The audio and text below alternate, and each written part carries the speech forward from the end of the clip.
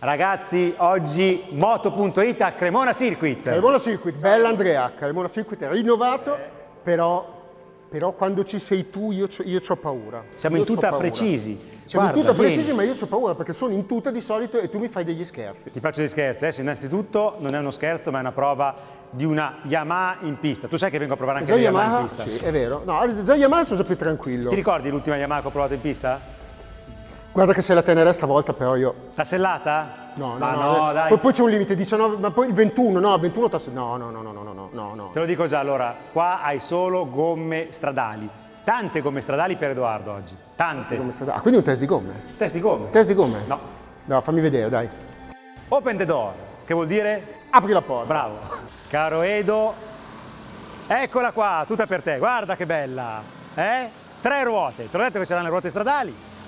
Tu non ti fidi? Guarda che meraviglia. Cremona Circuit, la Niken e Edoardo. Allora guarda, sai cosa ti dico? Che io ti odio moltissimo quando mi fai queste cose, però ti confesso che stavolta sono anche curioso. Hai le gomme da strada, motore 3 cilindri. Voglio vedere quanto pieghi e che tenuta, secondo me ti diverti come un matto. Più di quanto mi sono divertito io con la Tenere, e già mi sono divertito con la Tenere, Riguardate la prova su Moto.it. Va benissimo, allora facciamo una cosa, io adesso la prendo, ci salgo, mi metto il casco, faccio un paio di giri, poi dopo torno fuori e poi dopo, non lo so, ti racconto come va? Dai, vai. Sei curioso? Vai. Vado.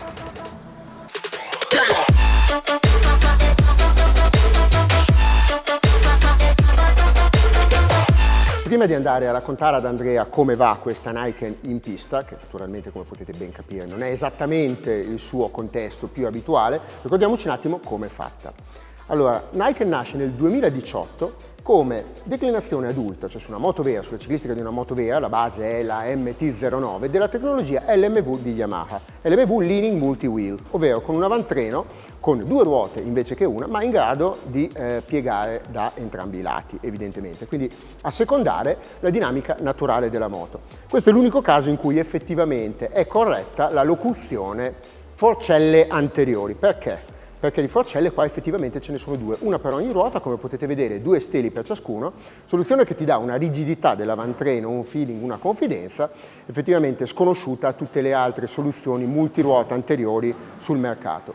Evidentemente qui abbiamo a che fare con prestazioni da moto vera, perché il motore è il CP3 Yamaha Crossplane che, come dicevamo, spinge la MT-09, sostanzialmente tutto il retrotreno è molto vicino a quello della Naked Fan Bike Yamaha, e soprattutto una gran bella schiena. È un motore molto divertente, non ho detto a caso fan bike perché effettivamente non è una moto che vi dà tutto quello che deve dare agli alti regimi, ma è molto gustosa quando anticipate la cambiata, quando surfate sull'onda di coppia, quindi sfruttate l'apertura dell'acceleratore senza stendere troppo il regime di giri.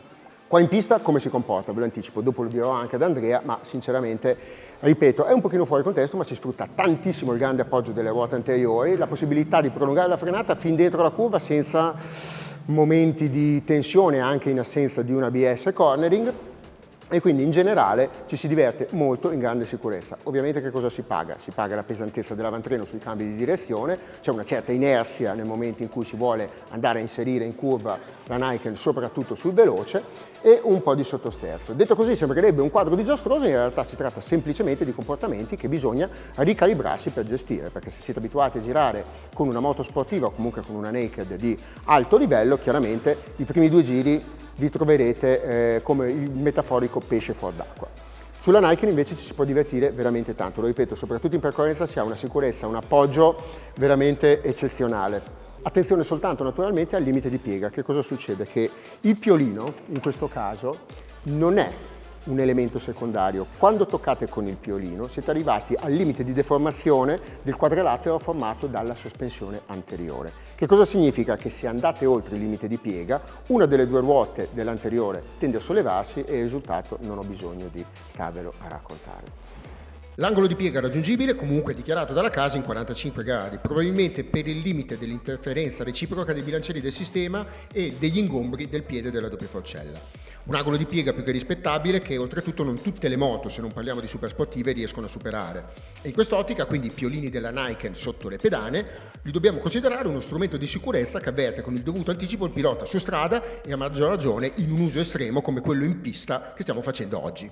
Chiudo il quadro parlando del prezzo, 14.999 euro, però vi invito a visitare la pagina Nike Revolution sul sito Yamaha, perché potreste scoprire una bellissima iniziativa di ambassador, potete diventare un Nike Ambassador e quindi essere, come dice Yamaha, protagonisti di una rivoluzione. Però adesso torniamo in pista, continuiamo a vedere che cosa sa fare questa Nike e poi dopo alla fine torniamo e andiamo a spiegarlo ad Andrea, che lui, poverino, sui codoli non è capace.